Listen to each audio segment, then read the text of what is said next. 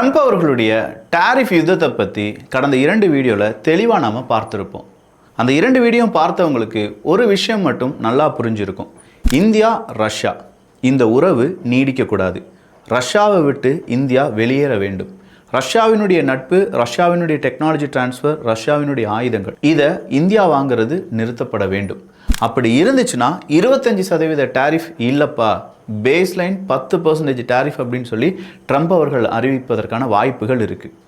இன்றைக்கி 1ஆம் தேதி, கரெக்டாக 7ஆம் தேதி அதற்கான அடுத்த கட்ட நடவடிக்கையில் நாங்கள் ஈடுபடுவோம். ஒரு 7 டேஸ் மறுபடியும் ஒரு பஃபர் டைம் தரோம் அப்படின்னு சொல்லி இந்தியாவுக்கு டெட்லைன் அப்படிங்கிறது கொடுக்கப்பட்டிருக்கு. இந்தியா ரஷ்யாவினுடைய உறவை முறித்து கொள்ளுமா? மேற்குலக நாடுகளுடைய ப்ரெஷருக்கு இந்தியா செவி கொடுத்தார்கள் என்றால் என்ன நடக்கும்? நம்ம சாதாரணமாக பேசுகிறத விட டேட்டா வைஸாக பேச வேண்டும். அதை விட ரொம்ப முக்கியம், அதை கொஞ்சம் இமேஜாக காண்பித்தா நல்லா இருக்கும்ல. அதை தான் இந்த ஒரு வீடியோ செய்ய போகுது. அன்பு தமிழஞ்சங்களுக்கு தமிழ் பொக்கிஷத்தின் வணக்கங்கள்.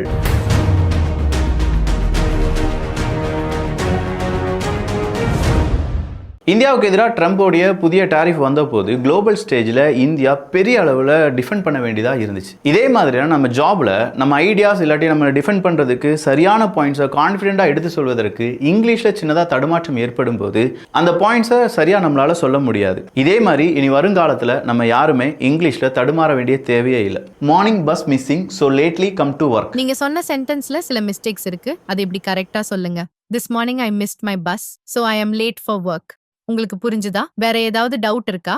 பாத்தீங்களா, இந்த மாதிரி தமிழ்லேயே பேசக்கூடிய ஒரு இங்கிலீஷ் டீச்சர்கிட்ட தினசரி 15 நிமிஷம் பேசி ப்ராக்டிஸ் பண்ணீங்கன்னா உங்களுடைய இங்கிலீஷை சூப்பராக இம்ப்ரூவ் பண்ண முடியும். இதில் 1000க்கும் அதிகமான ஸ்பீக்கிங் ஆக்டிவிட்டீஸ் இருக்கு. ஜாப் இன்டர்வியூஸாக இருக்கட்டும், கிளைண்ட் நெகோசியேஷனாக இருக்கட்டும், எவ்ரிடே கான்வர்சேஷனாக இருக்கட்டும், இப்படி எல்லாத்தையுமே நீங்கள் பேசி ப்ராக்டிஸ் பண்ணலாம். ப்ரொஃபஷனல் இமெயில்ஸ் இல்லாட்டி வாட்ஸ்அப் மெசேஜஸை இது வழியாக நம்மளால கிரியேட் பண்ண முடியும். ஸோ நம்ம டைமை இனிமேல் வேஸ்ட் பண்ண வேண்டாம். இதுதான் super Nova AI spoken English course. உங்களுடைய டைமிங் ஏற்ற மாதிரி உங்களுடைய கம்ஃபர்ட் ஜோன்ல ஸ்மார்ட்டா ஈஸியா இங்கிலீஷை கத்துக்க இப்பவே டிஸ்கிரிப்ஷன்ல இருக்கக்கூடிய லிங்கை யூஸ் பண்ணி 75% வரை டிஸ்கவுண்டுடன் சூப்பர் நோவால ஜாயின் பண்ணலாம். முதல்ல ஜாயின் பண்ணக்கூடிய 100 நபர்களுக்கு தான் இந்த ஆஃபர் அப்ளை ஆகும் என்பது குறிப்பிடத்தக்கது. ஸோ மிஸ் பண்ணாம தேவைப்படுவோர் உடனே ஜாயின் பண்ணிக்கோங்க. ஃபர்ஸ்ட் திங், இந்தியா திருப்பி அடிக்கிறது எங்க சாத்தியம் இருக்கு அப்படின்னு சொல்லி நீங்க கேட்கலாம். F-35 எனக்கு வேண்டாமாக்கா அப்படின்னு சொல்லி இந்தியா அறிவிப்பதற்கான வாய்ப்புகள் இருக்கான்னு கேட்டா, நாங்க நெகோஷியேட் பண்றோம், எங்களுக்கு வேணும்னா நாங்க யோசிக்கிறோம் அப்படின்னு சொல்லி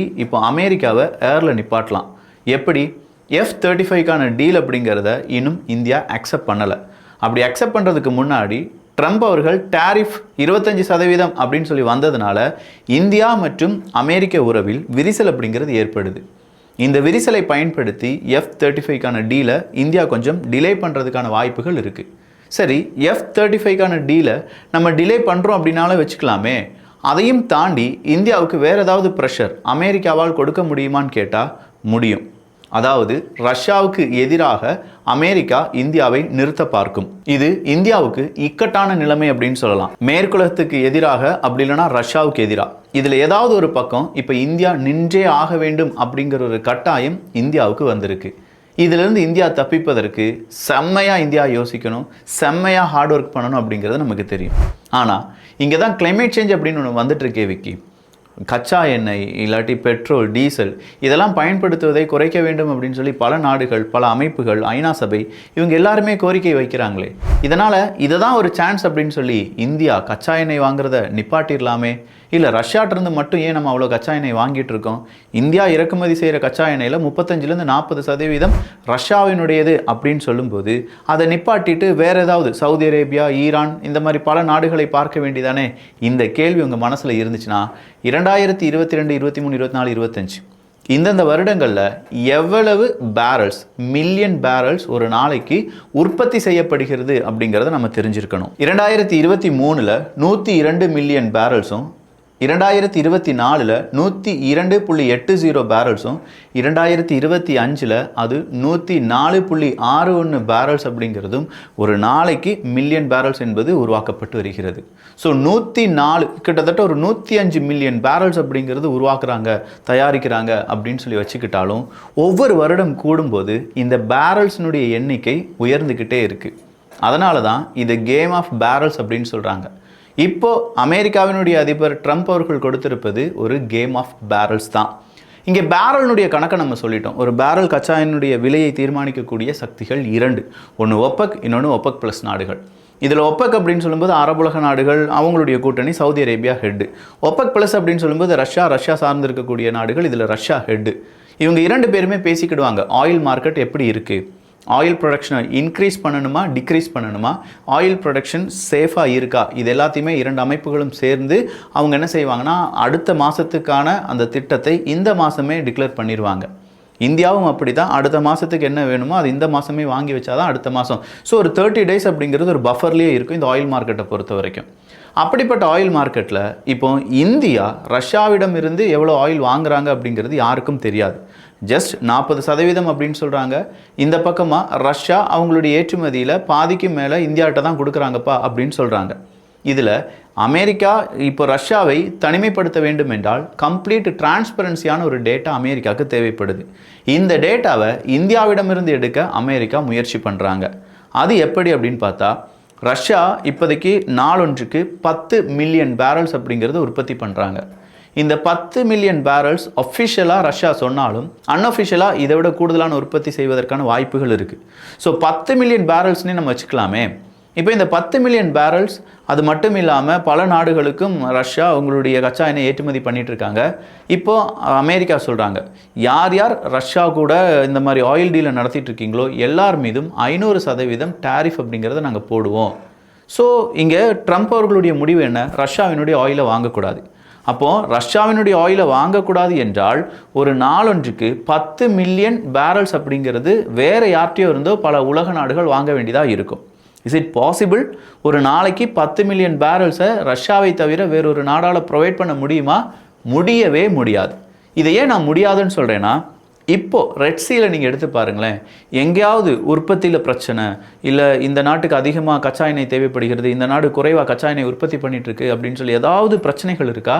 இவ்வளோ பெரிய யுத்தம் நடந்தும், ஈரானில் யுத்தம் நடந்த பிறகும், ரஷ்யா கூட தொடர்ச்சியாக அமெரிக்காவும் உக்ரைனும் மோதிக்கொண்டிருக்கக்கூடிய இந்த நேரத்தில் கூட ஆயில் மார்க்கெட்டில் விலைக்கும் பெரிய பிரச்சனை கிடையாது, ப்ரொடக்ஷனுக்கும் பெரிய பிரச்சனை கிடையாது.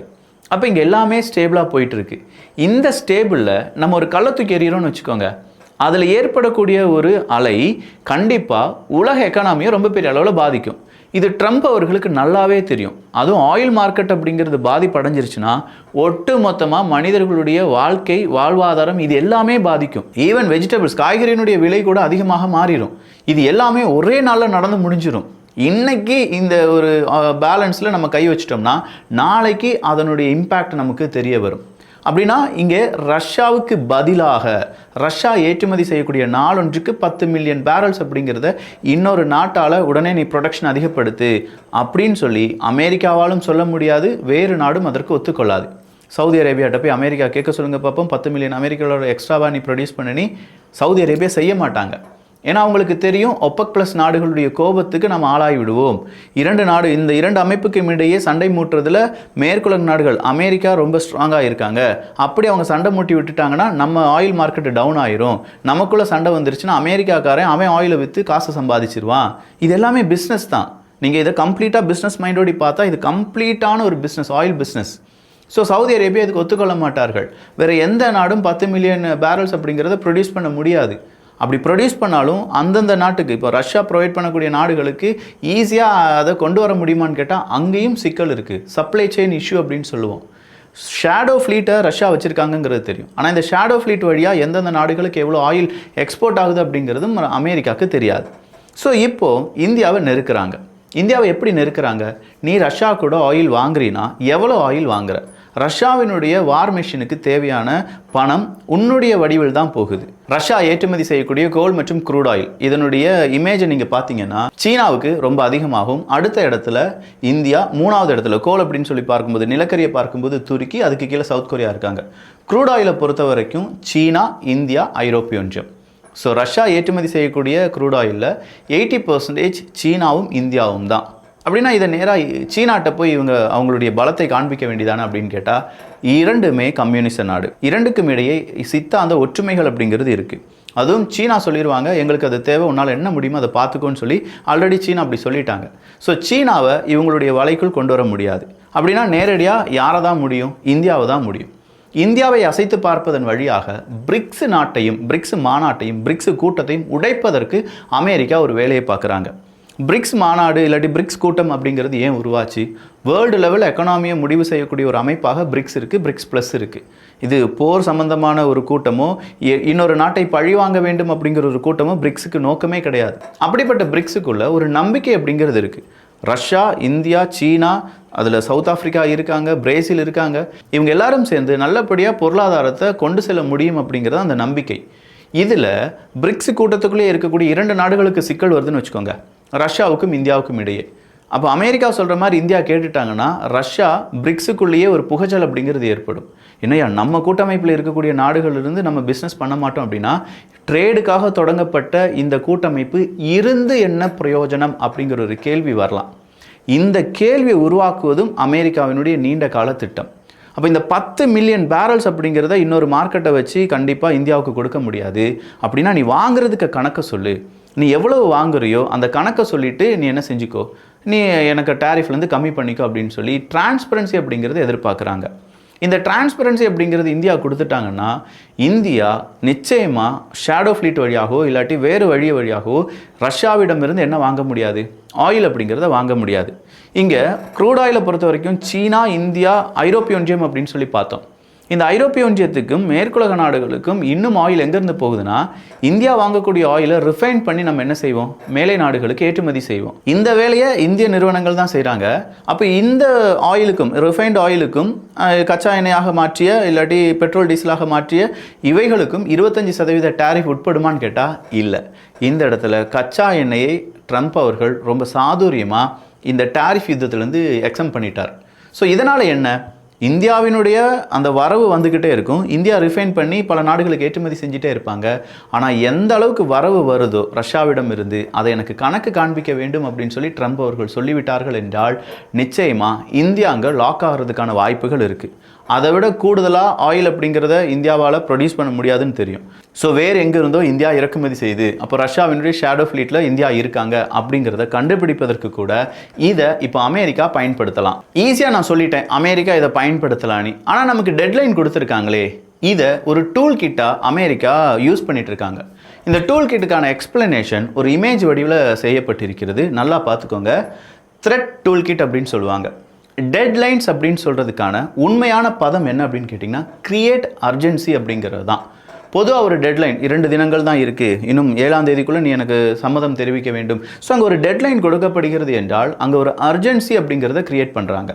அடுத்ததாக செகண்டரி டேரிஃப் த்ரெட் அப்படின்னு சொல்லி கொடுத்துருந்தாங்க. 25% டேரிஃப், பெனால்ட்டி டேரிஃபை நீ கொடுக்க வேண்டியதாக இருக்கும் இந்தியா, நீ ரஷ்யா கூட ஆயிலை இம்போர்ட் பண்ணினா அப்படின்னு சொல்லியிருந்தாங்க. இதை தான் நாம் செகண்டரி டேரிஃப் அப்படின்னு சொல்லுவோம். இந்த செகண்டரி டேரிஃப் அப்படிங்கிறது ஏன்னா add economic leverage and bureaucratic pressure அப்படிங்கிறது தான். ஸோ இந்த இடத்துல பியூரோக்ராட்டிக் ப்ரெஷர் அப்படின்னு சொல்லி பார்த்துருக்கோம் பார்த்தீங்களா. செகண்டரி டேரிஃப் அப்படிங்கிறத கணக்கு வழக்கின் அடிப்படையில் தான் நாங்கள் கொடுப்போம்னு சொல்லியிருந்தாங்க. உங்களுக்கு நல்லா புரியும். இப்போ தான் இந்த கணக்கு வழக்கை யார் கொடுக்கணும்? ஆயில் எவ்வளோ இம்போர்ட் பண்ணியிருக்க, ரஷ்யாவிடமிருந்து எவ்வளோ இம்போர்ட் பண்ணியிருக்க, எனக்கு கணக்கு காண்பி. அப்போ இந்தியாவை சார்ந்து இருக்கக்கூடிய அரசு அதிகாரிகள் இதற்காக ஒர்க் பண்ண வேண்டியதாக இருக்கும். ஸோ பியூரோக்ராட்டுக்கு அங்கே ஏற்படக்கூடிய ப்ரெஷர், அது மட்டும் இல்லாமல் இந்தியாவினுடைய எக்கனாமியை அது பாதிக்கும். ஸோ செகண்டரி டேரிஃப் அப்படிங்கிறது வழியாக நம்ம மிரட்ட பார்க்குறாங்க. இந்த செகண்டரி டேரிஃப் 25% அமெரிக்காவினுடைய டேரிஃப். செகண்டரி டேரிஃப் நாம் ரஷ்யாவிடமிருந்து ஆயில் வாங்குறதுனால மட்டும். அதை தான் இப்போ டிரான்ஸ்பரன்சி அவங்க எதிர்பார்க்குறாங்க. அதை பொறுத்து தான் அவங்க பெனால்ட்டி டேரிஃப் அப்படிங்கிறத கொடுப்பாங்க. ஸோ நம்ம கம்மியாக ஆயில் வாங்கினா கம்மியாக பெனால்ட்டி டேரிஃப், கூடுதலாக வாங்கினா கூடுதலான பெனால்ட்டி டேரிஃப். அப்போ இந்த கணக்கை அவங்களுக்கு முழுவதுமாக போகணும் அப்படின்னு சொல்லி அமெரிக்கா விரும்புகிறாங்க. மிலிட்ரி சப்போர்ட் ஃபார் உக்ரைன் அப்படின்னு சொல்கிறாங்க. நீ ரஷ்யாவிடமிருந்து வாங்கக்கூடிய ஆயிலுக்கு அந்த பணத்தை அப்படியே உக்ரைனுக்கு கொடுத்துரு அப்படின்னு சொல்கிறாங்க அமெரிக்கா. இது ஏன் தெரியுமா? இவன் செய்கிற கேப் மாதிரித்தனம், மொள்ள மாதிரித்தனத்தெல்லாம் மறைப்பதற்கு அவனுக்கு ஒரு காரணம் தேவை. அமெரிக்கா உன் மேலே நான் டேரிஃப் விதிப்பதற்கு காரணம் நல்லது செய்கிறதுக்கு தான் அப்படின்னு சொல்லி ஒரு ஒரு பெரிய முத்திரை குத்தப்படணும்ல. அதுதான் அவன் சொல்கிற military support for Ukraine. Validate the thread and show operational backup. இதுதான் சிம்பிளாக இவ்வளோதான். அடுத்ததாக இன்டைரக்ட் டாக் வழியாக நம்ம பேசிக்கலாம் அப்படின்னு சொல்லுவாங்க. இந்த இன்டைரக்ட் டாக் அப்படின்னா எதுக்காக? கண்டினியூஸாக இது ஒரு ஃப்ளோவாக போயிட்டே இருக்கணும். ஒருவேளை இதில் ஏதாவது சிக்கல் வருதுன்னா மறுபடியும் ஒரு இன்டைரக்ட் டாக் வழியாக இந்தியாவை அவங்களுடைய வசியப்படுத்தி அமெரிக்கா சொல்கிற மாதிரி கேட்க வைக்கிறதுக்கும் ரஷ்யாவிடமிருந்து விலக வைப்பதற்கும் இதுதான் இங்கே நடந்துகிட்ருக்கு. நம்ம நார்மலாக ஒரு டேரிஃப் தானே, இல்லாட்டி அமெரிக்கா கேட்கக்கூடிய ஒரு விஷயம் என்ன, ரஷ்யாவிடமிருந்து ஆயில் வாங்குறதை நிப்பாட்டிட வேண்டிதானே அப்படின்னு சொல்லி யாராவது ஏதாவது உங்ககிட்ட வந்து சொன்னாங்கன்னா ஒரு விஷயத்தை மட்டும் நல்லா புரிஞ்சுக்கோங்க. 40% நம்ம இம்போர்ட் பண்ணக்கூடிய கச்சா எண்ணெய் ரஷ்யாவிடமிருந்து வருது, அதுவும் டிஸ்கவுண்டட் ப்ரைஸில் வருது. இந்த அளவுக்கு விலை குறைவாக நம்மளால் வேறு ஒரு நாடிடமிருந்து வாங்க முடியாது. அப்படின்னா டிரான்ஸ்பரன்சிக்கு நம்ம ஒத்துக்கொண்டோம் என்றால் கண்டிப்பாக அதில் அமெரிக்கா ஜெயித்து விட்டது என்பது அர்த்தம். இதை எப்படி இந்தியாவும் ரஷ்யாவும் இணைந்து சமாளிக்க போகிறாங்க அப்படிங்கிறது தான் நம்முடைய திறமை. ஓவராலாக இதுதான் பேரல் கேம். அந்த பேரல் கேம் புரிஞ்சிருக்கும் நான் நம்புகிறேன். இன்னும் நிறைய அப்டேட்ஸ் அப்படிங்கிறது வர்றதுக்கான வாய்ப்புகள் இருக்குது. நாளைக்கெலாம் F-35 கன்ஃபர்மேஷனாக இருக்கட்டும், துருக்கி கூட அமெரிக்கா ஒரு ஒப்பந்தம் போட போகிறாங்க, பாகிஸ்தான் கூட ஆல்ரெடி ஒரு ஒப்பந்தம் போட்டுட்டாங்க. இப்போ இந்தியாவுக்கு ஒரு டேரிஃப் வச்சுருக்காங்களா 25%, அதை விட கீழே 50 நாடுகள் இருக்காங்க. 19% தான் பாகிஸ்தானுக்கெலாம் டேரிஃப் அப்படிங்கிறத விதிச்சிருக்காங்க. ஸோ இது எல்லாமே ஒரு கேம். அந்த கேமை இன்னும் விலாவரியாக தெரிந்து கொள்வதற்கு நீங்கள் தமிழ் பொக்ஷம் சேனலை சப்ஸ்கிரைப் பண்ணிக்கோங்க. இதுக்கு பின்னாடி நிறைய ஹார்ட் ஒர்க் இருக்குது, நிறைய டேட்டா கலெக்ட் பண்ணியிருக்கேன் நம்புகிறேன். அப்போ இதுக்கான பாராட்டுகளையும் நீங்கள் தெரிவிக்கலாம். நான் முதலே சொன்ன மாதிரி சூப்பர்னோவா AI ஸ்போக்கன் இங்கிலீஷ் கோர்ஸ்க்கான லிங்க் கீழே டிஸ்கிரிப்ஷனில் இருக்குது. தேவைப்படக்கூடிய நபர்கள் ஜாயின் பண்ணிக்கோங்க. முதல் 100 நபர்களுக்கு மட்டும் 75% டிஸ்கவுண்ட் அப்படிங்கிறது அப்ளை ஆகும். நல்லதை பகிர்ந்து நல்ல சமுதாயத்தை உருவாக்குவோம். நன்றி, வணக்கம்.